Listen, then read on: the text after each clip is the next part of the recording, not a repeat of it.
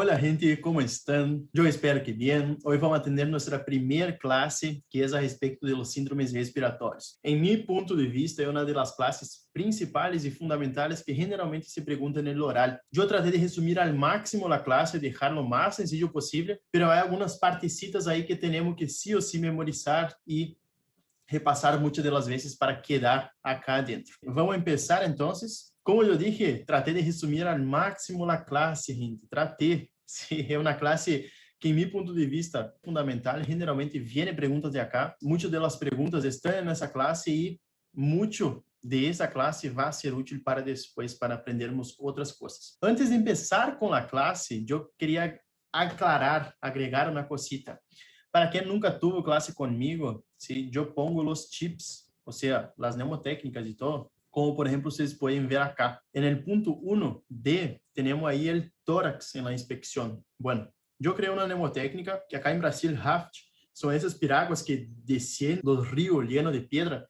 Entonces yo creé la mnemotécnica raft, donde R es de ritmo, A de amplitud, F frecuencia, tipo de respiração e tipo respiratório. Bueno, gente, em la inspecção, quando vocês se acuerden assim, que eu tenho que mirar de tórax, acuerden el RAFT. Ritmo, amplitude, frequência, tipo respiratório e tipo de respiração. Por favor, gente, isso facilita muito nossa vida na hora do exame. A outra mnemotécnica que também eu creio que criei, ¿viste? Eu nunca leí em outro lado, é a respeito da expectoração, que é a foca. Foca para nós brasileiros é este, como eu vou chamar, é este animal acá que dá no mar. Sim, esse é foca. Por que foca? F de fluidez, O, olor, C de color, outro C de quantidade e o A é del aspecto. Todo isso é uma mnemotécnica para ver a respeito da expectoração. Isso só nomás eu queria agregar-les. ¿Sí? Acuérdense outra cosita, quando há as estrellitas, sí, é porque já foi pergunta o que generalmente se pergunta no exame. Por exemplo, uma pergunta frequente de honorar. Guardem isso, guardem isso. Pergunta frequente de honorar é: qual é a diferença entre broncorreia e vômica? Sí? Pergunta de honorar, gente. Então, sepan isso, porque é bem importante. Todas as estrellitas agarrem assim e leam várias vezes, porque sí o sí já foi perguntado alguma vez. Bueno, gente, entonces vamos a empezar nuestra clase de hoy, que es a respecto de los síndromes pulmonares. Yo quiero antes preguntarles, quiero generar una duda a ustedes. ¿Cuál es la patología, tal cual como está escrito ahí, cuál es la patología de estas radiografías? Sí, tenemos 3 radiografías acá. ¿Qué patología cada paciente tiene? Pause el video ahora, que ahí con un ratito. Gente, si no saben la patología, si no saben describir una radiografía, no hay problema, nosotros vamos a aprender hoy. Entonces, piensen, radiografía número 1, ¿qué tiene el paciente? Número 2 y número 3, ¿qué tiene ese paciente? Graben essa imagem que depois, al fim da classe, eu les vou dizer que tem cada paciente. Então, começamos com síndromes respiratórios. Também estou aqui com mi Teresito. Los síndromes respiratórios, temos que nos acordar que, quando abarca o tracto respiratório, temos os síndromes pleurales e os síndromes pulmonares propriamente ditos. Dentro de los síndromes pleurales, ou seja, de afuera, temos o derrame pleural e o pneumotórax. E dentro de los síndromes pulmonares, vamos a ter o síndrome de condensação, a atelectasia e o síndrome cavitário. Eu solamente organizei. Primeiro vamos a ver os síndromes pulmonares, depois os pleurales. Vamos começar com o primeiro síndrome, que é o síndrome de condensação. Estrellita en ese, porque generalmente suele ser pergunta de exame. Como pergunta nesse tema, semiologia do síndrome de condensação ou semiologia da pneumonia. ¿Por que semiologia da pneumonia? Porque o síndrome de condensação, uma das causas é a pneumonia. Então, vamos volver acá e vamos prestar bastante atenção. O que é um síndrome de condensação, gente? Condensação, o que quer dizer isso? É quando o parênquima pulmonar, que é blando, se transforma, se modifica a duro ou denso. ¿Sí? Queda um parênquima pulmonar duro ou denso. Quais são as causas do síndrome de condensação? Tenemos tres principales y quiero que sepan esas tres porque suele ser pregunta de examen también. Neumonía, ¿sí? Pongo estrellita ahí porque ya dije el por qué, porque como se pregunta. Edema agudo de pulmón y las hemorragias pulmonares. ¿Cuál es la clínica? La clínica acá, gente, acuerden de honorar, por favor, acuerden de honorar. Honorar siempre va a decir clínica, depende. Y realmente, gente, la clínica en el síndrome de condensación va a depender fundamentalmente de la causa, ¿sí? Fundamentalmente de la causa. O sea, se é uma pneumonia, pensem, pneumonia é um foco infeccioso, vai causar o quê? O paciente vai apresentar o quê? Además de tos e disneia, vai apresentar febre ou síndrome febril. Então, a clínica acá, como em qualquer outro síndrome de síndrome respiratório, a clínica vai ser o famoso depende de honorar. Entonces, la clínica depende, gente, pero generalmente, como estamos acá en RESP, acuérdense de tos y disnea. Después, lo restante viene. Entonces, tos y disnea no puede faltar acá en el síndrome de condensación. Al examen físico, ¿sí? Yo solamente nombré ahí los tópicos, pero acuérdense del orden del examen físico. Inspección, palpación, percusión y auscultación por último. Pero primero, antes de todo eso, la anamnesis completa. Entonces, empezamos por anamnesis completa, inspección, palpación, percusión y auscultación. Sigan ese orden, por favor. Si ustedes empiezan por auscultación en un oral, la doctora, el doctor no les va a gustar mucho, entonces va a quedar medio con una cara así medio no muy linda. Entonces vamos a la inspección del síndrome de condensación. Solo para decirles, miren acá que pasa, por ejemplo, una neumonía. Básicamente, en la neumonía tenemos un foco infeccioso que altera el parénquima pulmonar y también va a generar muchas secreciones. Esas secreciones principalmente se acumulan en el alvéolo y eso hace con que, imaginen, tengo mi alvéolo acá, como ustedes pueden ver acá en el Power. Tengo el alvéolo acá. Entonces, si yo tengo secreciones, el aire que está ingresando acá para hacer la hematosis no llega a la barrera que hace el intercambio gaseoso, que hace la hematosis, y entonces no llegando al capilar, no hace la hematosis. Sí, eso es muy, muy importante.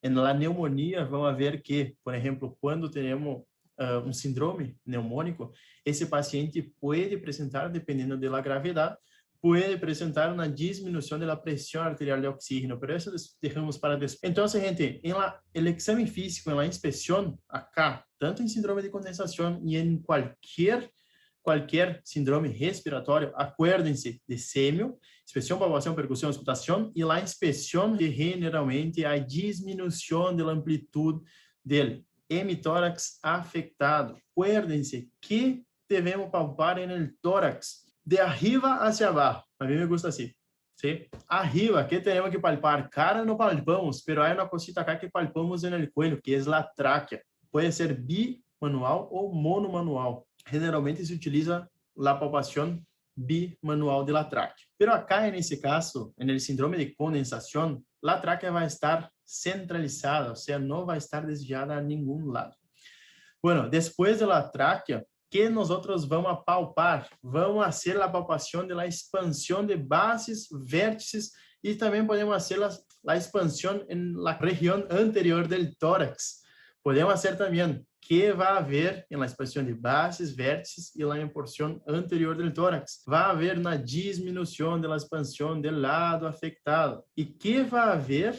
¿Qué va a haber con las vibraciones vocales? Gente, ese es un punto muy, muy importante.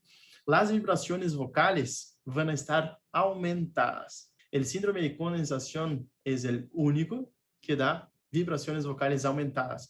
Obviamente, no va a estar aumentada en todo el pulmón, solamente en la zona condensada. A la percusión, como ustedes pueden ver ahí, siguiendo el orden, a la percusión nosotros vamos a tener columna sonora. La única patología que va a alterar la sonoridad de la columna, o sea, va a transformar en mate, va a ser en el derrame pleural. Pero acá, en el síndrome de condensación, tenemos columna sonora, y vamos a ver cuando percutimos el hemitórax afectado, vamos nos encontrar con matidez en la zona neumónica, o sea, en el bloque neumónico. A la auscultación, gente, é um ponto bem importante acá. Vamos ter diversos signos que generalmente suelen ser fáceis de nos acordar.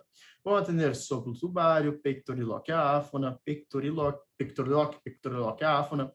Ergofonia pode apresentar e também estertores crepitantes.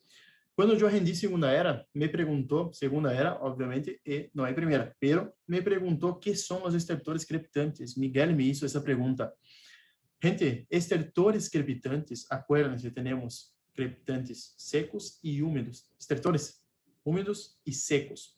Acá, em síndrome de condensação, generalmente se dá um acúmulo de líquido adentro do alvéolo, tal qual como vocês podem ver acá. Obviamente, vai ser estertores úmidos, ¿sí? Justamente porque o alvéolo está lleno de líquido. Então, os estertores que temos acá no síndrome de condensação são estertores úmidos. Não se olvidem isso, porque sim, vão perguntar, gente. Por favor, isso parece pavada, pero pergunta. Agora nos damos com nossa primeira radiografia del dia. Não a primeira, sino que já habíamos visto 3. Eu vou fazer uma coisa que eu sei que suele ser também muita dúvida em diagnóstico por imagem. Eu vou apresentar a radiografia como generalmente se apresenta. É uma radiografia de tórax de frente. A mim me parece está incompleta porque eu não vejo acá o fim da clavícula. A caja torácica, para mim, não apresenta nenhuma alteração. Acuérdense, quando nós vamos apresentar uma radiografia, acuérdense de sempre começar por ele. Radiografia de frente, de tórax de frente ou de perfil. E acuérdense também do continente depois do contenido. Ou seja, primeiro falamos da caja torácica, depois do contenido, que seria pulmões, mediastino, todo. Então, basicamente, na caja torácica eu não vejo alterações, mas no contenido, gente, miren acá, no hemitórax direito, miren, temos uma radioopacidade em terço meio e superior. Por que eu digo terço e não lóbulo? Porque acuérdense, o tórax, nós vamos dividir em 3. Terço inferior, terço meio e terço superior. Por que não falamos lóbulo? Sim, porque nós não temos acá a radiografia de perfil para delimitar onde está a pneumonia. Então, quando estamos delante de uma radiografia de frente solamente, temos que dizer, há uma radioopacidade, que não é homogênea, como vocês podem ver acá, é heterogênea, que abarca terço meio e superior do hemitórax direito. Acuérdense que é como se fuera o paciente está em nossa frente. Então, é hemitórax direito. Há radioopacidade acá, pero há uma cosita que eu quero que vocês mirem. ¿Sí? É heterogênea, não é homogênea. E mirem outra cosita. Eu quero que vocês agarrem, generalmente, se agarrem um pouquinho mais cerca da periferia e mirem. Bueno, agora vamos apagar as linhas e vamos mirar. O que vocês podem mirar acá?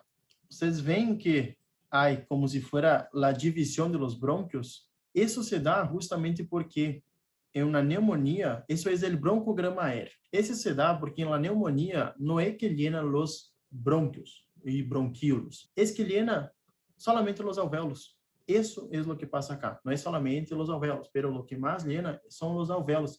Então, a característica radiográfica, radiológica do síndrome de condensação, ou seja, em la pneumonia, é que temos uma radioopacidade heterogênea com broncograma aéreo. Por favor, não se olvidem. Broncograma aéreo ou brônquio permeável, como que vocês queiram dizer. Por favor, não se olvidem de dizer isso, porque isso é característico do síndrome de condensação. Acá temos outra radiografia com também, gente, síndrome de condensação, pero esse síndrome de condensação, miren, afetou na boa parte do hemitórax direito, ou seja, quase todo o pulmão direito, e no pulmão esquerdo afetou basicamente o terço inferior do pulmão esquerdo. Por que eu sei que é um síndrome de condensação? Por conta do broncograma aéreo. Sim, gente, acuérdense isso. Ah, pero você não pode dizer acá que é uma pneumonia. Não, gente, não digam que é pneumonia. O diagnóstico de pneumonia, se nos dão solamente uma radiografia, assim como vocês estão vendo, gente, não é pneumonia. Para dizer que é pneumonia, sim ou sim necessitamos da clínica do paciente. Diagnóstico de pneumonia é clínico radiológico. Solamente com uma radiografia não temos como dizer se é pneumonia ou não. Entonces tenemos un síndrome de condensación solamente. Finalizado el síndrome de condensación, sí, yo creo que no es difícil, es uno de los síndromes más fáciles que hay, porque muchas de las veces asociamos con neumonía y ahí cuando volvemos a ver neumonía, volvemos a ver estas imagencitas ahí. Pero bueno, gente, entonces vamos a tomar más un té y ahí vamos a volver acá para la atelectasia. Atelectasia, hay un chip, no es una neumotécnica, sino que hay un chip. A atelectasia atrai, derrame desplaça. Pero atrai e desplaça quê? La tráquea, gente, la tráquea. La tráquea se desplaça com o derrame e la atelectasia. Pero qual é a diferença? O derrame, vocês tentem imaginar que o derrame vai empurrar, ¿sí? E quando temos uma atelectasia, que é ausência de aire alveolar, é como se tracciona a tráquea para ele, tracciona e então atrai essa tráquea.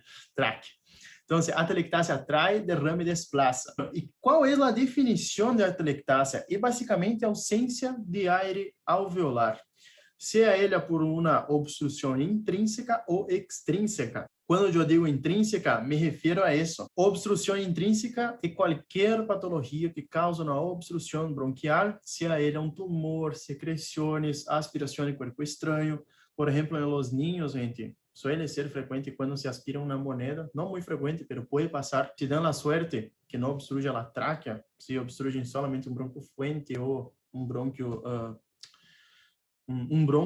E depois temos a atelectasia, que é por compressão, ou seja, no caso de um derrame pleural, que aí já empieza não de muito pequena magnitude, mas quando é de uma magnitude mediana, quando é um pouquinho mediano, podemos dizer que há uma atelectasia compressiva por um derrame. ¿Por quê? Porque a atelectasia é ausência de aire alveolar. Então, as causas da obstrução, já dije algumas, pero podemos agregar. Obstrução interna, temos moco, temos diminuição de surfactante e temos corpo estranho. E externa seria basicamente o derrame pleural quando temos adenopatias. Adenopatias também são externas. A clínica acá, prestem bastante atenção, porque a clínica é, pensem em orar, depende, gente. Gravem, depende en la mano, en la testa, acá, escriban quantas vezes quieran, porque qualquer pergunta em medicina, ou a maioria das perguntas, se contestam com depende. A atelectasia, então, gente, qual é a clínica? Famoso depende. ¿Por que depende? Depende da gravidade, basicamente. ¿Sí? Por exemplo, se é uma atelectasia que afeta um bronquíolo, gente, é uma atelectasia muito localizada que muitas das vezes o paciente nem vai apresentar alguma sintomatologia. Pero se, por exemplo, é uma atelectasia que obstruja um bronco fuente, aí sim, o paciente vem em desesperação, porque o paciente vai apresentar, como eu disse, em respi, disneia e tos principalmente. E se obstruja a tráquea ou o bronco fuente, pensem em insuficiência respiratória. A clínica depende do nível da obstrução. Quanto mais periférico seja a obstrução, menor são os sintomas.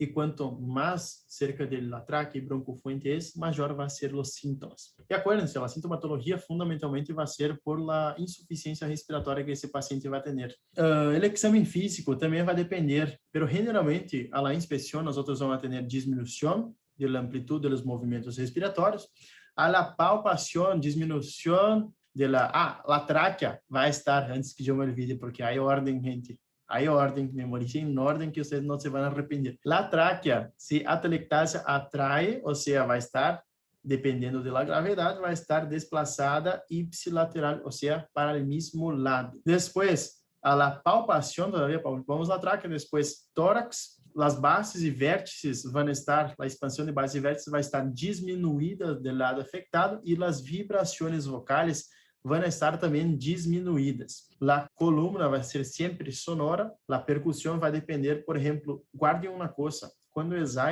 aire generalmente sube e líquido descende. Se aire sube, líquido descende. Muitas das vezes, eu me olvidei antes de dizer, não, eu estou confundindo com pneumotórax derrame. Não, olvídense isso. Volvemos acá.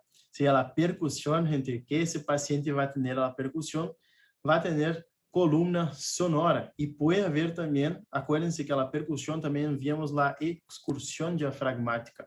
Del lado afectado, la excursión diafragmática va a estar disminuida. A la auscultación, gente, hay disminución del murmullo vesicular, hasta mismo puede haber ausencia, porque imaginen, no hay aire en el alvéolo, entonces no va a producir el murmullo vesicular y puede haber una disminución o abolición de la transmisión de la voz. Generalmente, atelectasia, Honorá pregunta en sus TPs.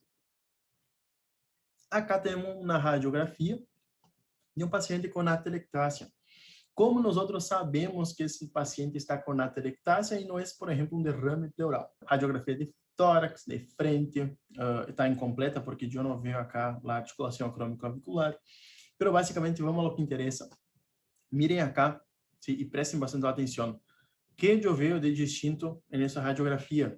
Hemitórax esquerdo, hay una radiopacidad en el hemitórax izquierdo que es homogénea. Pero yo quiero que ustedes fíjense en una cosita acá. Seguramente ustedes están viendo que acá tenemos un tubo, como si fuera un tubo negro. ¿Qué es ese tubo? Ese tubo es la tráquea. La tráquea se desplaza ipsilateral a la atelectasia, o sea, porque en el hemitórax izquierdo no vemos negro, porque no hay aire, ¿sí? La única cosita que puede haber aire es en la tráquea, obviamente depende del lugar de la obstrucción, es en la tráquea. Entonces miren, atelectasia atrae la tráquea. Entonces la tráquea está desviada hacia el lado de la atelectasia. Si fuera todo eso, ¿sí? Si todo eso fuera un derrame pleural, gente, la tráquea estaría desviada hacia acá, ¿sí? Y no para donde está desviada. ¿Por qué en el hemitórax derecho yo tengo ese más negro de lo normal? Porque cuando tenemos una atelectasia que es muy grave, como por ejemplo esa, lo que pasa es lo siguiente. Acá el pulmón contralateral intenta compensar. ¿Y cómo que el pulmón va a compensar el otro pulmón que no está funcionando?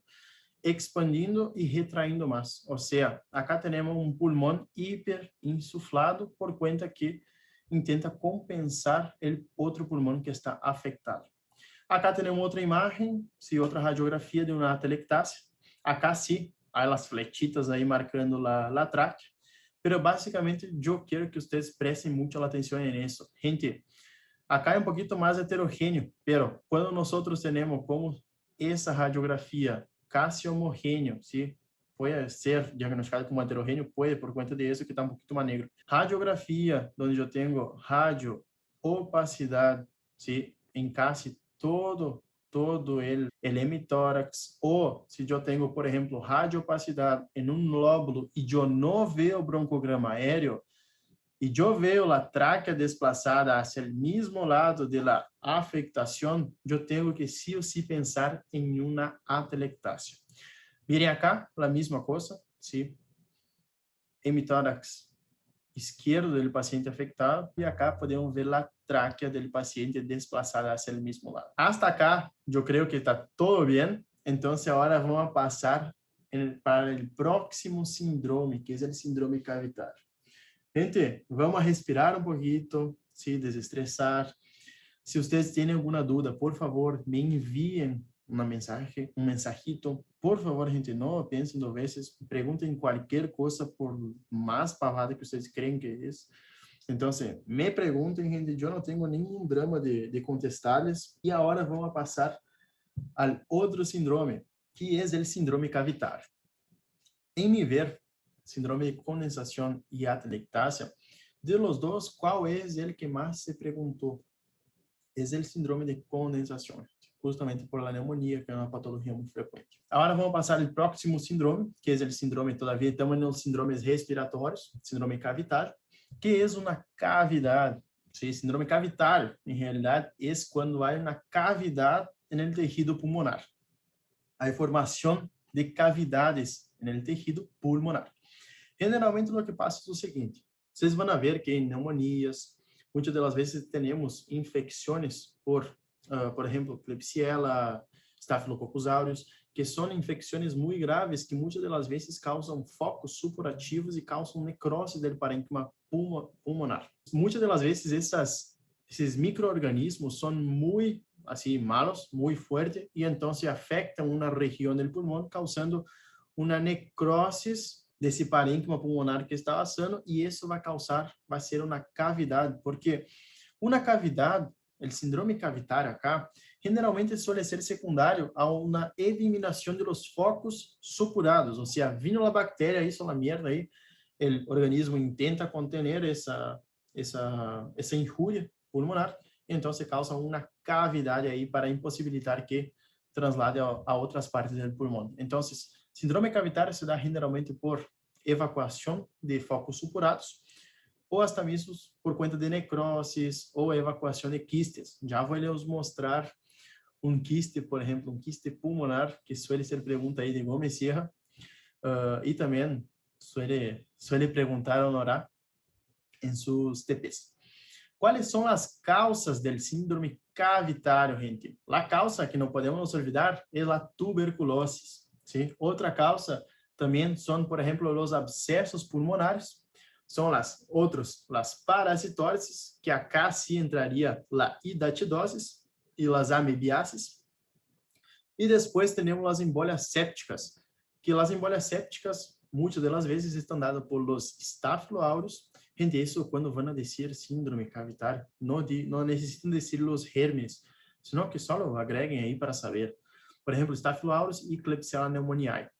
Generalmente são infecções que causam uma grande lesão pulmonar e depois, quando chegamos à pneumonia, vocês vão ver lá merda que hace esses dois gérmenes em particular. Bueno, gente, então, causas, anotem aí, tuberculose, abscesso, paratidoses, fundamentalmente, depois as embólias sépticas. E qual é a clínica? A clínica é a mesma coisa de sempre, depende. Pero acá, gente, no síndrome cavitário, qual é o ponto clave e que generalmente perguntam no oral? Vômica. O paciente vai ter antecedente de vômica. É característico de um síndrome cavitário evacuado que o paciente refira vômica. Obviamente, não vai ser sempre que ele vai referir vômica, pero lo que ele gusta honorar é perguntar qual é a diferença entre broncorreia e vômica. E a diferença está em que vômica é basicamente a expectoração em um golpe de tos de uma grande quantidade de líquido, que obviamente provém do aparato respiratório. E a broncorreia não. A broncorreia se dá quando o paciente expectora grande quantidade de líquido, pero de a pouco, com a tosse. Essa é a diferença que suele perguntar no oral, gente. Tanto nos exames quanto em seus TPs. Eu tuve TP com ele, então me acuerdo que perguntava muito isso em las eras, sim ou sim, nos horários. Então, guardem isso. Diferença entre vômica e broncorreia é essa. Quais são as outras clínicas, a sintomatologia que o paciente pode apresentar? Tos e expectoração, gente, e sintomas generais. Acuérdense da tuberculose. Tuberculose tem febre generalmente à noite, perda de peso, mal-estar general, sudoração. Então, se acuerdem de tudo isso. Ao exame físico, eles o famoso depende também, porque a la inspección, muchas de las veces, sí, solamente cuando es crónica el síndrome cavitário, puede presentar atrofia muscular, retracción costal, pero solamente cuando es muy crónico. Cuando es agudo, no suelen presentar eso. A la palpación, gente, que devemos ver a la palpación, bases e vértices pulmonares e também as vibrações vocais. Acá vai depender de onde está a cavidade. Se, por exemplo, está em bases, vai ter diminuição do movimento do lado afetado. Se está em vértices, vai estar afetado lá a mobilidade do vértice, então, a expansão do vértice. Então, vai depender de onde está ubicado a cavidade. Percussão, gente, acá entramos em um ponto bem importante e quero que ponham estrellita aí. Se vou tomar um tiro porque estou quedando com a garganta seca. A la percussão depende. ¿Por qué depende? Se temos uma cavidade que não está totalmente evacuada, o paciente pode não apresentar timpanismo nessa localização. Se, por exemplo, não está evacuada, se não está em contato com a parede, se o paciente, por exemplo, evacuou, mas não evacuou todo, não vai haver timpanismo. Então, percussão de síndrome cavitário También, gente, acuérdense de la palabra depende, por favor, es muy importante. A la auscultación, gente, puede haber el famoso soplo cavitário ou anfórico e também podemos agregar estertores úmidos, broncofonia e pectorilóquia áfona. Todo isso podemos agregar a la auscultación del síndrome cavitário. Sei que parece que está meio monótono isso, sí, porque não há muitas figuritas, pero generalmente nessas classes acá nas primeiras classecitas de RESP, é um pouquinho mais complicado de agregar figuritas. Quais são as condições para ser uma cavidade? Essa é a pergunta de Busanich, por lo que me acuerdo, e também, creio que Sousa perguntou, não é? Quais são as condições para ser uma cavidade? Deve ser maior a 3 centímetros cúbicos. Pausa. Acuérdense de uma coisa. Quando é condições, critérios, depende da literatura de onde leiam, vai ser um pouquinho distinto, não varia muito. Já leí que é 3 centímetros cúbicos, já leí que deve ser 4 centímetros cúbicos. Então, gente, pongan de 3 a 4 centímetros cúbicos, não vai estar mal. Então, quais são as condições? Mais de 3 centímetros cúbicos, em contato com brônquio permeável, deve ser superficial e de paredes gruesas e lisas e, sim ou sim, de conteúdo aéreo. Gente, isso é pergunta de Busanich no oral. Sim ou sim, pongo estrellitas. Acá, na radiografia de tórax de frente, ¿sí? ¿Qué vamos a tener? En el hemitórax derecho del paciente, miren eso. Vamos a tener una gran, gigante cavidad acá y abajo, gente, miren, tenemos un síndrome de condensación junto con esa cavidad. ¿Por qué es un síndrome de condensación? Porque yo veo el broncograma aéreo. Si yo no veo el broncograma, puede ser una atelectasia compresiva. Es entonces una gran cavidad, está em contato com a parede, parece ser superficial. Ah, outra cosita, eles rodem muito com a sêmio, porque eu não sei se é porque nós vamos a trabalhar depois, generalmente, em lugares que são um pouco mais precários, que temos que sim ou sim saber sêmio, ou se les gusta muito que nós sepamos isso. Pero, gente, a sêmio acá é fundamental. Se memoricem a sêmio, algumas cositas sim há como pensar, pero a maior parte, como vocês podem ver, é memorizando. Sí, síndrome cavitário, as características e memorização, não há muito o que fazer. Quando temos classificações, o que há que fazer? Sí, bien eso que vos pensaste. Escrever 3, 4, 5 vezes hasta salir espontaneamente. Acá, gente, cavidade grande, por o que está aparecendo aí, porque miren, abarca 1/3, basicamente, del pulmão direito do paciente. Para mim não é pequeno isso. E miren isso de acá, miren essa fotinha de acá, onde está a flechita e prestem atenção na coisa. Acá temos quiste, ¿sí? ¿Qué es un quiste? Es como si fuera una pelotita de paredes lisas, sí, pared bien lisa, pared fina, no lisa, pared fina y reborde lisos, con contenido líquido adentro. No sé si es el mismo paciente, sí, pero miren acá. ¿Qué tenemos acá? Un quiste. Pero presten atención acá, que yo quiero les mostrar una cosita. Creo que se puede ver, sí, acá tenemos un límite. Eso vamos a llamar, a los que no tuvieron todavía diagnóstico, a eso le llamamos límite hidroaéreo. ¿Qué quiere decir? Que acá arriba es aire y acá es líquido. Bueno, ¿y por qué yo tengo adentro de una cavidad aire y líquido? Eso se da cuando ese quiste, ¿sí? Que todavía está lleno, no entró en contacto con un bronquio, entra en contacto con el bronquio y entonces empieza a evacuarse. ¿Sí? Muchas de las veces lo que pasa es que ese quiste, cuando entra en contacto con el bronquio, irrita el bronquio y cuando irrita causa tos. ¿Sí? Acuérdense eso también, cualquier cosa que irrite el bronquio o cualquier região do aparato respiratório vai provocar tos, reflejo de la tos. Então, provavelmente que passou esse quiste aí, quedou por muito tempo crescendo, hasta que o momento chegou, entrou em contato com um brônquio, irritou o brônquio e começou a tos. Muitas das vezes, estes pacientes vêm com el antecedente de vômita. Tuvo um episódio de tos muito intenso que saiu muita ou grande quantidade de líquido de uma sola vez. Isso é a vômita, gente. Acá, eu anduve buscando e busquei bem específico a respeito do quiste hidatídico. esse é um caso, não sei se é a mesma radiografia, mas é um caso que vai apresentar Gomes Sierra e Honorá. Gente, quando há um quiste, ou um quiste já que começou a evacuar-se, muitas das vezes, quando é datídico, os pacientes vão referir la vômica e também o gusto. O gusto disso deve ser, por lo que dizem, uma merda, porque dizem que é um gusto muito salado, sim? E aí sim, nos hace pensar aún mais em quiste datídico, porque la hidatidose da el líquido, la supuración, tiene un gusto muy salado. Ahora, dejamos de hablar a respeito de cavidades. Lo que eu quero que vocês prestem bastante atenção, que quando Honorá ou Gomes Sierra, muitas das vezes vão apresentar esses cacitos assim, apresentando como quistes ou como quiste já evacuado com limite hidroaéreo. Acuérdense do que eu falei. Quando há limite, quer dizer que entrou em contato, que esse quiste entrou em contato com o brônquio, causou uma irritação aí do brônquio, porque qualquer coisa distinta causa tos, sim? Então, se causou uma irritação, tos, e aí começou a evacuar-se este quiste. E o gosto do quiste datídico é muito, muito salado. E vamos a derrame pleural. Por favor, perguntou em mi final derrame pleural. Gente, por favor, sepam derrame pleural. Vá perguntar? Vá.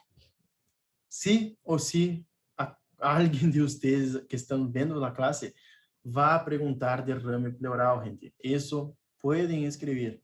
Porque é uma pergunta, é uma patologia muito, muito frequente, sim, porque as causas são diversas causas e também devemos saber o que fazer com esse paciente, como diagnosticar, tanto semiologicamente quanto por radiografia. Então, eu tratei de resumir ao máximo. Derrame pleural, há muita coisa que falar. Essa classe há muita coisa que falar. Então, eu resumi ao máximo para que vocês possam prestar solamente atenção em lo que necessitamos. Derrame pleural. Definição: acúmulo de líquido entre as hojas visceral e parietal da pleura deve ser maior a 50 mililitros.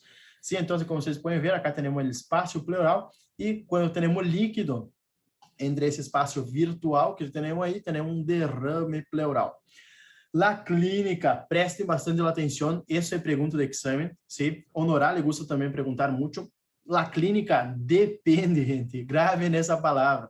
Já escutaram muito de mim, depende, mas vocês vão escutar muito do Honorar também. La clínica realmente depende. Por exemplo, pode haver dolor? Pode. Sim? Prestem atenção acá. El dolor, gente, el dolor vai depender se é um transudado ou um exudado. Se já vamos ligar nisso, seguramente já viram em pato que é um transudado e que é um exudado.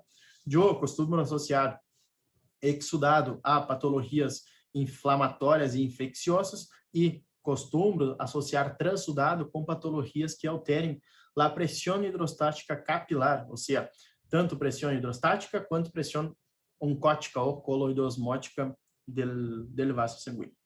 Então, gente, a clínica del derrame pleural, se dolor pode haver, pode, pero não há em los transudados. Transudado não há dolor. Em los exudados há dolor. E qual é a característica desse dolor? Que generalmente é um dolor em puntada de costado. Que é esse dolor em puntada de costado? Les explico. O dolor em puntada de costado se dá generalmente na base do hemitórax afetado, em la cara lateral e posterior. Generalmente se dá esse dolor quando o paciente tem uma inspiração profunda. ¿Sí? Inspiração profunda. O derrame pleural se aumenta em la inspiração profunda, como eu disse, e al inicio del derrame, quando o derrame todavía es bien chiquito, quando o paciente se acosta en el cúbito lateral del lado afectado, quando se acosta del otro lado, ¿sí? Del lado no afectado, suele cesar. Pero quando o paciente está com um derrame pleural muito grande, que passa? O paciente prefere acostar del lado que tem o derrame, justamente porque se acuesta del lado que tem o derrame, o outro hemitórax, o outro pulmão pode expandir mais. Por isso que se acuesta do lado afetado, para o outro pulmão compensar esse pulmão afetado. Então, esse dolor, gente, em puntada de costado, exudado e transudado é ausente. Pergunta do Honorar também. Outra cosita, disneia. Disneia depende da gravidade, do tamanho do derrame pleural. Se, por exemplo, acuérdense isso porque vai perguntar, Sousa me perguntou essa semifinal, a disneia depende do tamanho. Se, por exemplo, afeta só um hemitórax e afeta somente um terço do hemitórax afetado, generalmente a disneia é muito leve, pero depois que afetou 2/3 ou mais, a disneia já começa a ser moderada a grave. E aí sim devemos fazer a toracocentesis, grave nisso, toracocentesis evacuador. Pero bueno, gente, então se disneia vai depender da quantidade de líquido que há entre as hojas e pode haver tos e febre. Quando eu vou ter febre, gente? Quando é um derrame paraneumonônico. Derrame paraneumonônico, ou seja, por conta de uma pneumonia, pode produzir febre. Al exame físico, el famoso depende, gente. Depende. Vamos em ordem. Inspeção, palpação, percussão, auscultação. Inspeção, diminuição da mobilidade do hemitórax afetado. A la palpação, eu vou ter diminuição de expansão de bases e vértices e vibrações vocais ausentes em la zona aí del derrame pleural. A la percussão, eu vou é a única patologia que vai causar coluna, mate, o derrame pleural. ¿Sí? Columna, acuérdense, mate, la única patología que causa eso. Después, la percusión, disminución de la excursión del diafragma.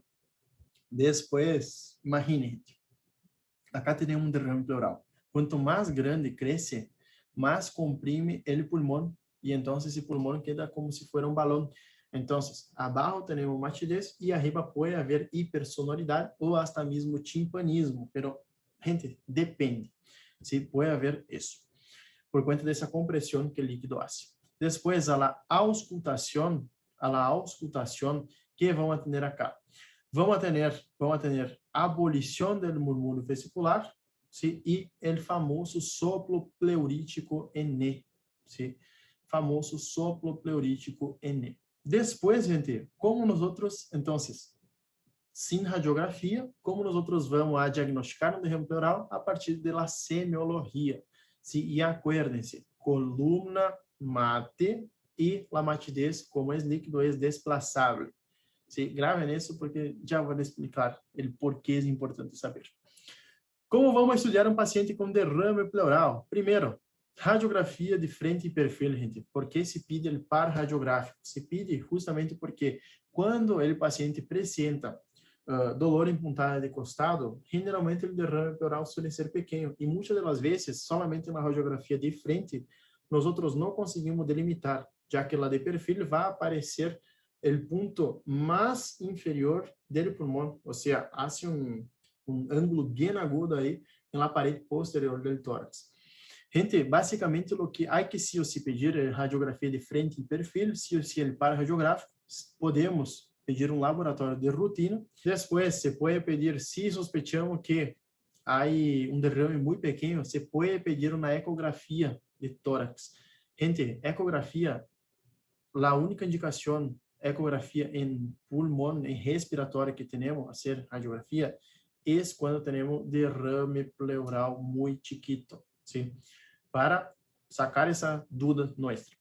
Por que não se pide ecografia, por exemplo, para saber um nódulo, um quiste? Porque basicamente só serve para guiar, obviamente, a punção, pero a ecografia para diagnóstico é a única indicação acá em RESP, se somente quando o derrame pleural é muito pequeno, ou seja, menor a 10 milímetros. E depois nós podemos fazer a toracocentesis. Toracocentesis foi o que me perguntou em minha final. Anotem isso, porque não perguntou somente a mim. Toracocentesis, eu estou quedando sem voz. Toracocentesis vamos ter a diagnóstica e a terapêutica. Se diagnóstica é basicamente para diagnosticar se é um transudado ou um exudado. E a terapêutica é para alívio dos sintomas. A toracocentesis eu hago quando o derrame pleural é muito grande e não se resolve com fármacos, ou seja, com a furosemida, diuréticos. Qual é a diferença? Se, por exemplo, se eu tenho um derrame pleural que é um exudado, ele não vai sair com diuréticos. pero um transudado com furosemida eu consigo evacuar esse derrame pleural. Les explico que pergunta de tórax central, como se hace, quando se hace, perdão, e donde se punza. Bueno, isso é pergunta de oral e grave. Quando se hace? Se hace quando o paciente está muito sintomático ou quando eu necessito saber se é um transudado ou um exudado. Se eu suspeito que o paciente, se o paciente não tem febre, não tem dolor, solamente apresenta disneia e tem uma radiografia com derrame pleural, aí eu penso, esse pode ter uma insuficiência cardíaca, então eu trato com furosemida esse paciente. Se não, se eu sou, e generalmente, gente, acuérdense uma cosita, se é hepático, ou seja, se é por uma cirrose, se é por uma insuficiência renal, ou seja, um síndrome nefrótico, onde diminui as proteínas do plasma, se é por uma insuficiência cardíaca, que quando eu tenho um aumento da pressão hidrostática capilar, que extravasa líquido, generalmente suele ser bilateral. Transudado, grave nisso, por favor. Transudado, generalmente bilateral. Exudado, unilateral, e o paciente apresenta mais algum outro síntoma. Además da disneia, febre. Então, gente, voltando para cá, quando eu hago toracocentesis, quando eu hago, fundamentalmente, quando o paciente tenha muitos sintomas, ou seja, que o derrame pleural já afetou mais de 2/3 do pulmão, e também quando eu necessito saber se é um transudado ou se é um exudado. Paciente tem febre, um derrame pleural unilateral, gente, há que punçar sí ou sí. Bueno, ¿dónde se punza? Isso perguntou em mi final. ¿Sí? ¿Dónde se punza? E como se hace? Qual é a técnica? Bueno, paciente acostado, muitas das vezes se pode utilizar la silla, ¿sí? Viramos assim, la silla, o paciente senta com o pecho acá, com a parte de trás da silla, e deixa a parede posterior do tórax desnuda. ¿Sí? Pedimos para que o paciente apoie ou cruce os braços por delante e apoie sobre qualquer mesa ou até mesmo em la silla para que as escápulas se abram. ¿Sí? E o que nós vamos fazer é punçar, ¿sí? Nós vamos a punçar em la linha axilar posterior. ¿Sí? Se punça em la linha axilar posterior. Anotem essa merda dessa linha porque vai perguntar la linha, gente. Pergunta la linha. Bueno, sí, pero se punza en cualquier espacio intercostal, no. O que nosotros vamos a hacer? Por percusión, delimitamos el derrame pleural, el nivel del derrame pleural. Bueno, mate, sonoro. Imaginen que la sonoridad apareció en el tercer espacio intercostal. Nosotros percutimos mate, ¿sí? Tercer espacio intercostal, sonoridad, cuarto mate. En el quinto espacio intercostal, gente, ahí es donde ustedes van a punzar. O sea, sonoridade, 2 espaços intercostais abaixo, eu punço. ¿Sí? Gravem isso, porque isso foi minha pergunta de exame. Depois eu passo também uma outra pergunta que me perguntou a respeito do derrame pleural. Então, gente, quando eu hago e onde se punça, a linha, sí ou sí, há que saber. Bueno, imaginem isso. Se vem o paciente, nós pedimos uma radiografia, o paciente está com disneia e tosse e febre, viene com uma radiografia com isso, ¿sí? Isso é um derrame pleural. É uma radioopacidade homogênea que hace signo de la silueta com o coração e com a parede torácica. Vocês já vão aprender que é o signo de la silueta. E basicamente, quando signo de la silueta é quando eu não consigo delimitar que é coração, que é líquido. Então, esse é um derrame pleural que afeta 1/3, se afeta solamente o terço inferior do pulmão esquerdo. Acá, na radiografia de lado, sí, temos também o tórax esquerdo, pero prestem atenção, acá já afetou 2/3 do hemitórax esquerdo, com signo de la silueta, não há broncograma aéreo, então isso sí ou sí é um derrame pleural. Gente, em qual de los pacientes vocês creem que eu tenho que punçar? Les digo, acá não se pode ver, pausem e pensem, pero solamente aclarando uma coisa, acá não se pode ver o seno costofrênico do lado direito, ¿sí? Acá no, tampoco se vê porque está borrado o seno costofrênico. Seno costofrênico é um ângulo que se hace com o diafragma com a caja torácica e então nós utilizamos para evaluar se há líquido aí ou não. Borramento do seno costofrênico, ¿sí? Radioopacidade homogênea, gente, ojo que pode ser líquido. Pero acá, gente, ¿por qué yo pregunté eso? ¿En cuál de los dos vamos a punzar? Imaginen, acá tenemos un seno costofrénico libre. No se puede ver en esa radiografía, pero imaginen, si tenemos un seno costofrénico libre, ¿ustedes creían que un derrame pleural unilateral nosotros vamos a punzar con el paciente? Ese paciente tiene fiebre, ¿sí? Fiebre, derrame pleural unilateral que afecta a 1/3 del hemitórax izquierdo. ¿Se punza o no? Sí, se punza, porque derrame pleural unilateral y el paciente tiene una clínica que posiblemente está ocurriendo un proceso infeccioso, tenemos que punzar sí o sí para ver si es un exudado o si es un transudado. Acá probablemente es un exudado. Bueno, esse paciente é a mesma coisa, gente. Imaginem vocês estando igual o paciente, isso na radiografia, derrame pleural, afetando 2/3 do paciente, 2/3 do hemitórax esquerdo do paciente. O que vocês vão fazer acá? Punçar. ¿Sí? Esse paciente provavelmente deve estar com muita disneia, então se punça para sacar líquido e não para hacer o diagnóstico, se é um transudado ou exudado. Isso só para aclarar, pero acá provavelmente, se não temos a clínica, não temos a clínica, pero miren, acá temos o seno costofrénico derecho, está limpio, ¿sí? Se pode ver o ângulo acá, pero acá temos um derrame pleural unilateral. Acá sim, gente, é indicação tanto para a evacuação quanto para ser diagnóstico, porque é unilateral. Acuérdense, quando é transudado, é bilateral na maioria das vezes e exudado só um lado. E acá temos uma ecografia, ¿sí? De derrame pleural. E nesses fletitas acá, vocês podem ver que vamos ter o líquido acá entre o hígado e o pulmão. Essa linhacita acá é o derrame, muito pequeno.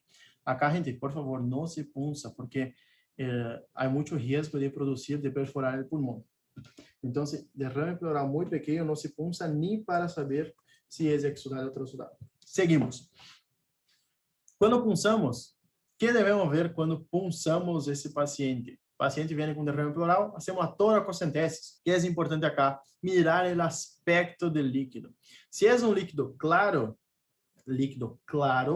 nós já temos que sospechar que é um transudado. Se é um líquido turbio ou sanguinolento, tal qual como está escrito acá, gente, temos que sospechar de um exudado. Dejo os critérios para que vocês leiam, ¿sí? E escrevam muitas vezes. Isso me perguntou em mi final. Critérios de Light. Sí o sí, gente, sepan. Pregunta muito en el oral de la era os critérios de Light. Então, sepam os critérios e quero que vocês agarrem acá as causas, tanto de transudado quanto de exudado. Gente, nos necessitam saber todas. Sepam por lo menos 5. ¿Sí? 5 causas de cada uno de transudado ou de exudado já é o suficiente. Ojo nisso. Ante um derrame serosanguinolento, sempre devemos descartar as 3 T. TEP, tumor e trauma. TEP, tumor e trauma, gente. Ojo com isso. E o empiema, se suele ser pergunta de exame, devemos fazer diagnóstico diferencial com o exudado, porque o empiema basicamente é pus. ¿Sí? Nosotros debemos pedir 2 estudios a más en ese líquido, que es el pH y la glucosa, ¿sí? pH y cultivo. Bueno, en el empiema vamos a tener pus, ¿sí? El pH va a estar menos de 7,2. Hay algunas guías que dicen 7,15, creo. No está mal, ¿sí? No está mal, 7,15, 7,2, no está mal. Glucosa, menos de 30, porque si yo tengo empiema, yo tengo mucha bacteria ahí. Então, essas bactérias se alimentam de glucose. E bactérias positivas. En el empiema, gente, ¿por qué yo tengo que ser diagnóstico diferencial con exudado? Porque en el empiema no va a curar con antibiótico. El exudado sí cura, pero por neumonía. Pero el empiema no cura con antibiótico. Tenemos que drenar. Ahora, les presento una cosita que preguntó a mí en mi final, ¿sí? Y también preguntó ahora na final e perguntou el ano passado, no, en el outro año, perguntou bastante a respeito disso, pero eles não dão, ¿sí? Não dão esse tema. Derrame pleural neoplásico. Prestem atenção acá, porque isso é pergunta de exame, por favor. Quando temos um derrame pleural neoplásico, ¿sí? Temos que saber que é a causa mais frequente de derrame serosanguinolento e a segunda causa mais frequente de exudado.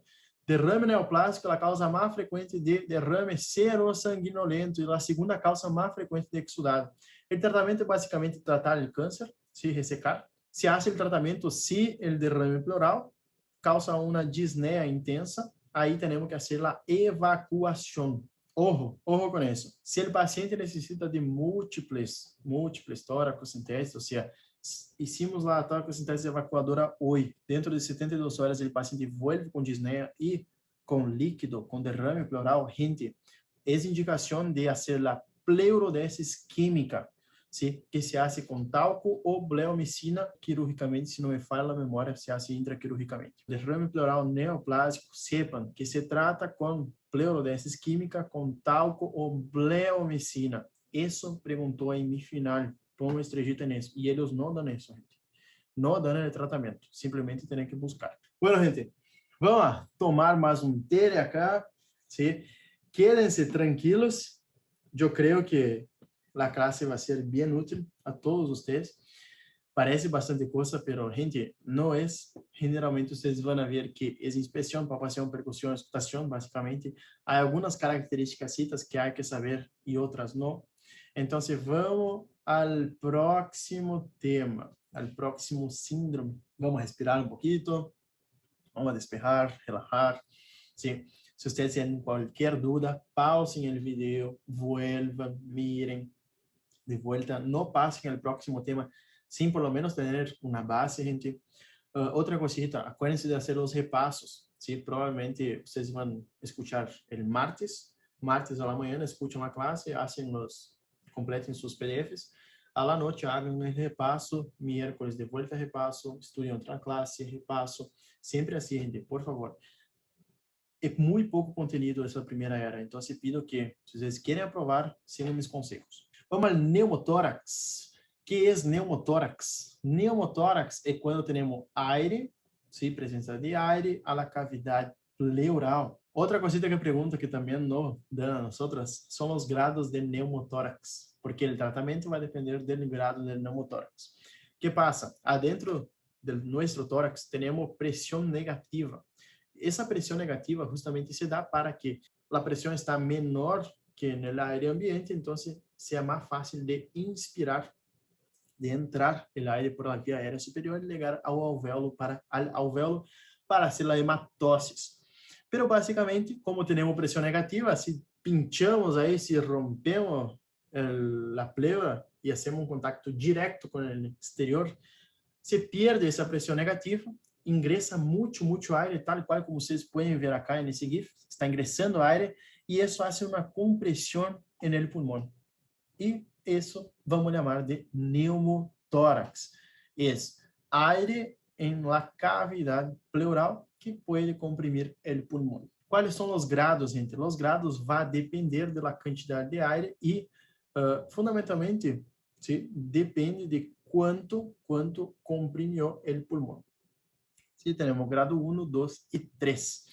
O grado 3, como vocês podem ver, é casi não, sino que é o muñón colapsado. Se vê o muñón colapsado aí quando entrou muito aire e comprimiu todo o pulmão. Casi não se vê. E mirem uma coisa, se vocês se acordam, antes eu disse que temos que mirar uma cosita bem específica acá. La tráquea, gente. Não se olvidem de mirar la tráquea. La tráquea vai estar desplazada como se fosse em um derrame pleural, contralateral. ¿Sí? Miren la tráquea acá, gente. Tá? El aire empurra la tráquea para o outro lado. Então, la tráquea, quando hacemos a palpação, vai estar desplazada para o lado contralateral da afectação. Grado 1, 2 e 3. Grado 1 é quando, generalmente, gente, aire sube, ¿sí? Generalmente vai estar nessa região acá, no terço superior do hemitórax afetado. Grado 2, acá já podemos ver o pulmão, ¿sí? A curvita do pulmão acá. E grado 2 e grado 3 é quando vemos solamente o muñón colapsado. ¿Sí? Grado 1, 2 e 3 de pneumotórax. E quais são os tipos e as causas de pneumotórax? Temos 4 tipos, ¿sí? Agarrem uma flechita acá, é bem importante. Pneumotórax espontâneo primário, secundário, el traumático e el iatrogênico. Começamos por el primeiro. O pneumotórax espontâneo primário é basicamente quando o paciente é sano, generalmente são pacientes jovens, pero que têm bolhas enfisematosas. Generalmente são pacientes muito altos, ¿sí? Esses pacientes podem ter uma ruptura espontânea de essas bolhas e então se causar um pneumotórax primário. Generalmente são pacientes fumadores e altos e jovens. Pneumotórax espontâneo secundário, gente. Acá, secundário a algo. Acá o paciente vai ter alguma patologia, alguma enfermidade base, como, por exemplo, EPOC, pode ter pneumonia, asma, fibrose quística, câncer, hasta mesmo pode ter. Então, esse paciente, acuérdense outra coisa, secundário também pode aparecer pneumotórax por sarcoidose. Sarcoidose é uma patologia que eles gusta perguntar muito, Miguel. Por exemplo, em meu oral, em 2019, foi sarcoidose, me perguntou em meu oral de primeira era. Então, pneumotórax espontâneo secundário a algo, pneumotórax traumático, herida pulsante, pode ser bala, ou seja, tiro. Traumático, quando tem um acidente de auto, ¿sí? Rompe a costilla, o paciente, por isso que se diz para o paciente não mover, porque quando quebra, rompe a costilla, muitas das vezes queda uma ponta bem filante e aí se perfora o pulmão e aí causa pneumotórax traumático, ¿sí? Quando luego ocorre acidente de auto. Bueno, gente, estou quedando quase sem voz. Por sorte, já estamos terminando. Pneumotórax iatrogênico, todo aquele, por exemplo, quando vamos fazer uma toracocentesis, os buços, se Honorá pode perguntar isso, já vi perguntar uma vez em seu TP, os buços quando estão abaixo da água, 10, 15 metros, têm que volver de a pouco para não causar a famosa descompressão. Descompressão é quando o nitrógeno que está em la sangre se está em estado líquido e quando descomprimimos de maneira muito rápida, esse nitrógeno que está em líquido se transforma gaseoso e então isso vai causar embolias gaseosas e isso vai causar TEP, ACV, infarto agudo do miocárdio. Então depende, gente, pero pode causar em los buços TEP, tromboembolismo pulmonar por conta de el nitrógeno que se transformou em aire, em estado gaseoso. La clínica, gente, acá tenemos, como vocês podem ver, sí, tenemos la perforación de la pleura, como tiene una presión negativa, como si estuviera llamando el aire para entrar hacia adentro, entonces produce la compresión del pulmón. La clínica, gente, la clínica é famoso depende, pero generalmente apresenta tos, dolor, disneia, pode hasta mesmo, dependendo se é grado 3, produz choque. Por que no grado 3 produz choque? Imaginem, gente, o mediastino não está firme a nenhuma estrutura e não tem nenhuma estrutura densa, como, por exemplo, hueso aí para sostener o mediastino. Então, se qualquer coisa que empurra o mediastino. E acuérdense, no mediastino temos vasos muito importantes. Ven a cava inferior, superior e lá a aorta. São vasos, gente. O que passa? Se são vasos e se estão rectos e se entortam, causa uma isquemia, não passa mais sangue acá, então se está hecho na merda. Pode causar pneumotórax, atenção, com choque obstrutivo. ¿Sí? Em segunda era, nós vamos ver choque. Então, quedem-se tranquilos, pero pode causar choque. Clínica, exame físico, depende também. Inspeção, diminuição dos movimentos respiratórios, palpação, diminuição da expansão de bases e vértices, não há vibrações vocais ou estão diminuídas. A percussão, há hipersonoridade ou até mesmo timpanismo, se é pneumotórax grado 3, e a auscultação, vão ter diminuição ou abolição dos murmúrios vesiculares e o famoso soplo anfórico. Esse soplo anfórico tem uma tonalidade metálica, gente, pero solamente aparece quando há pneumotórax hipertensivo. Como vamos estudar esse paciente? Radiografia de frente e perfil. E agora quero que vocês agreguem uma estrellita, porque generalmente pergunta honorário. Qual é o tratamento, gente? Tratamento depende, de novo, depende, a palavrita depende. Segundo a gravidade, vai ser repouso e oxígeno, aspiração contínua e até mesmo, se necessário, cirurgia. Generalmente, quando é para final, não suelen perguntar isso, mas para a era, suelen perguntar. Pneumotórax pequeno, prestem atenção acá e anotem, se hace observação e se dá oxígeno suplementar. Se diz que o oxígeno pode aumentar em hasta 4 a 6 vezes a velocidade de reabsorção desse pneumotórax. Quando o paciente tem um pneumotórax muito grande, se pode fazer uma aspiração manual, se pone la aguja y se aspira. O, lo que le gusta preguntar Honorá, es el famoso, el drenaje en sello de agua. Drenaje en sello de agua. Se pone en un aparatito, ¿sí? Ese tubo se pone en el paciente y el aparatito hace básicamente todo, ¿sí? Drena, hay una succión acá que va drenando el aire del paciente. Gente, pregunta de Honorá eso. Si es un neumotórax grande, acuérdense de tubo de drenaje en sello de agua. Bueno, acá tenemos un neumotórax, ¿sí? Yo pensé que iba a ser un poquito más corta la clase. Yo traté de resumir al máximo y eso es lo más importante, gente. Sí o sí sepan eso. Para un oral, está lindo saber todo eso. Es una clase de las más importantes porque muchas de las patologías que nosotros vamos a ver después tienen relación con eso. Entonces, sepan essa clase sí o sí. E acá vamos a ver uma radiografia de neumotórax. Como vocês podem ver acá, temos uma linha. Essa linhacita, gente, prestem atenção. Isso de acá que eu marquei é o pulmão do paciente. Em outro color, agora eu vou marcar o aire. Isso acá em amarillo é o aire, gente. Sí, isso é o aire. O aire provavelmente entrou por alguma rotura, algum trauma. Entrou acá o aire e começou a comprimir este pulmão. Sí. Acá, ou seja, esse seria um grado 2 neumotórax, de grado 2. Acá, na imagem ao lado, temos um neumotórax grado 1. Por quê? Mirem acá, campo superior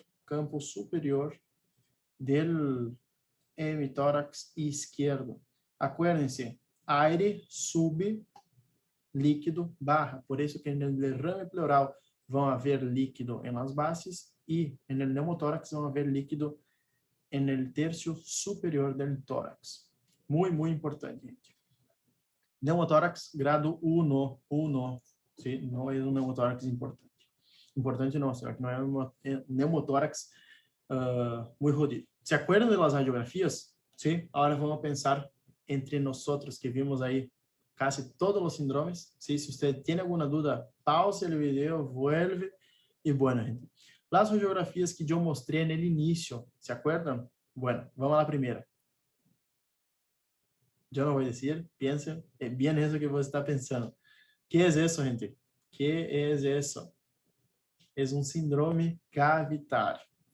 Próxima radiografía. ¿Qué es eso? ¿Sí? ¿Qué es eso? En hemitórax izquierdo. Sí, es un derrame pleural, porque no hay broncograma aéreo, signo de la silueta, acuerden de los chips. ¿Y qué es eso? Ese es un poquito más difícil, ¿sí? Pero, gente, se puede, se puede. Piensen bien, ¿sí? Pausen el video, intenten descubrir después de un play. Es un neumotórax de grado, ¿cuál grado tenemos acá? Grado 2, ¿sí? Grado 2, neumotórax de grado 2. Bueno, gente, en resumen de toda la clase, ¿sí? Tenemos que saber definición y semiología de cada síndrome, las características para definir qué es una cavidad, las 4 características ahí, toracocentesis, em qual linha de opulso, qual linha, acuérdense, linha axilar posterior dos espaços intercostales depois da matidez, ou seja, depois da sonoridade, matidez, funcionando em segundo. Critérios de Light, sí ou sí saber, as causas de exudado e transudado também. E depois, tratamento del derrame neoplástico. Acuérdense, me perguntou isso, gente. En el derrame neoplástico, nós não vamos quedar pulsando cada 5 dias o paciente, porque sofremos nós de ter uma iatrogênia, como pulsar o pulmão e ser neumotórax, como também nesse paciente estamos inserindo na aguja, nele, anestesia, todo, inserindo na aguja que pode estar contaminada, se a vezes não se limpa bem, a vezes se pode contaminar, é normal isso. Estamos expondo o paciente a riscos que não são necessários. Então, gente, derrame neoplástico se hace com talco e bleomicina. Grado de los neumotórax, e acuérdense também del tratamento del neumotórax. E, bueno, gente, espero que realmente les haya gustado a classe. Pensei que ia ser mais rápido, sí, quando eu li a outra las otras clases respecto de eso fue bien más rápido. Entonces, bueno, gente, espero que les haya gustado la clase. Hasta la próxima clase que yo voy a postar dentro de un rato, que va a ser a respecto de las metodologías de estudio en respiratorio. Bueno, gente, cualquier duda yo estoy a disposición de ustedes. Me envío un mensajito ahí y bueno, tengan un lindo día, una linda tarde, una linda noche. No sé qué hora están escuchando eso. Sí, tengan lindos estudios. Sí, estudien mucho, gente, por favor. Bueno, chao, cuídense.